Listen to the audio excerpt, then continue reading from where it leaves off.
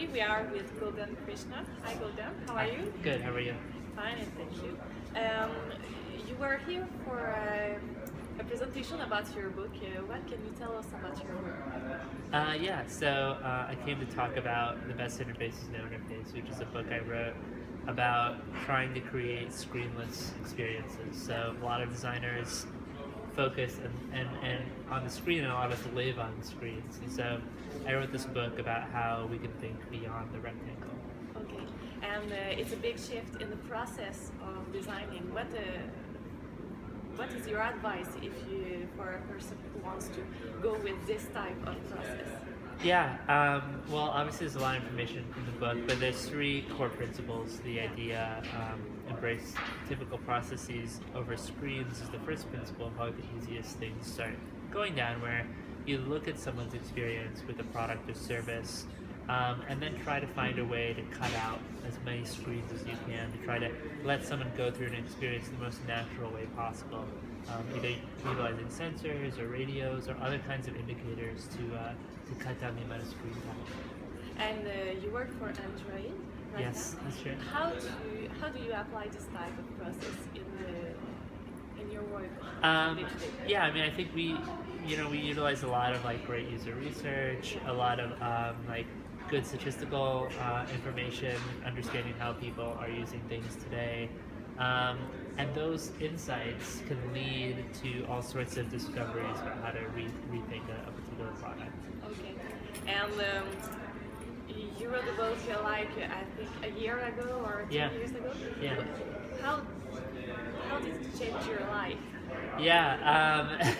I first wrote the blog post way back in 2012, and at that time I was doing a lot of writing, and every time I would write something, I tried to make it a little more crazy than the previous piece. That's perfect. And then when I wrote The Best Interface is No Interface, I actually reread the Futurist Manifesto, which is like a very old art piece about how all the current art movement is crap. And then I tried to even borrow some of the language in the Best Interface No Interface blog post. And I wrote this really crazy piece, and I thought no one would care about it. And I hate to look at little metrics like how many Twitter shares or whatnot it gets, but this piece got something like 3,000 shares in a matter of 2 days. So a lot of people were paying attention to it. All of a sudden I had all these job interviews. It was kind of crazy. And then over time, after I gave a talk about it, I eventually wrote a book about it, and this has really sort of evolved in a pretty interesting way. Yeah. So it was really a turning point for you. Yes, I think so, and a lot of people don't really write as much today. We were talking earlier about how designers will focus on their dribble portfolio or other little components to try to get them, advance their careers. But for me, writing has been a big part of it. And writing blog posts, writing the book, going out and speaking about it have been really nice ways to question what's going on in the field. And that critical thinking I find largely lacking in the design field. Not a lot of people are questioning what we're doing. A lot of people are just looking for what are the common patterns, or what are the best practices, and they're looking for averages and answers, and they're not looking really to try to push the whole field forward, which I think is a really important practice. And do you think it's like your big advice for the next generation of UX designer? Well, I don't have just one piece of advice, but I will say, I once got a chance to go. Sometimes, actually, I've done this a couple times. There's an art school in San Francisco called CCA, and the first time I went to go guest lecture, they asked me about their work, and the student said, "What do you think about this?" And I said, somewhat jokingly, but also seriously, I said, "Well, it's not good enough now, and it never will be. You need to understand that. You need to understand that it isn't there. That you're never really going to have enough time to get it there either. Okay. All work is never really complete. There's always ways to make everything better."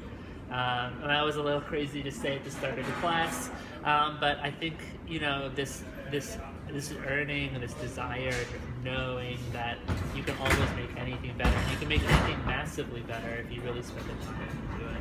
You should have a lots of advice given to Yeah. your top three. I'd say push yourself all the time, just like I was describing, trying to make your work better.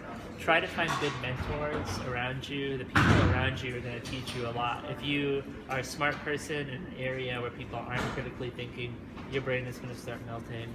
So be around good people. And then I'd say, so be aggressive about the things that you want to accomplish in your career. If you think that something like virtual reality is fascinating, set yourself up to get into a position like that. Those are 3 bits. Yeah. Thank you Yeah. very much. Of course. And if some people wants to reach you Oh, yeah, or follow sure. you, where they Find can the do book. that? Well, I won't give you my phone number, but I will say they can go to nointerface.com Yes. to read to find out more about the book. They can follow me on Twitter, Golden Krishna. But I will give my email address if anyone wants to email. I'm golden.krishna@gmail.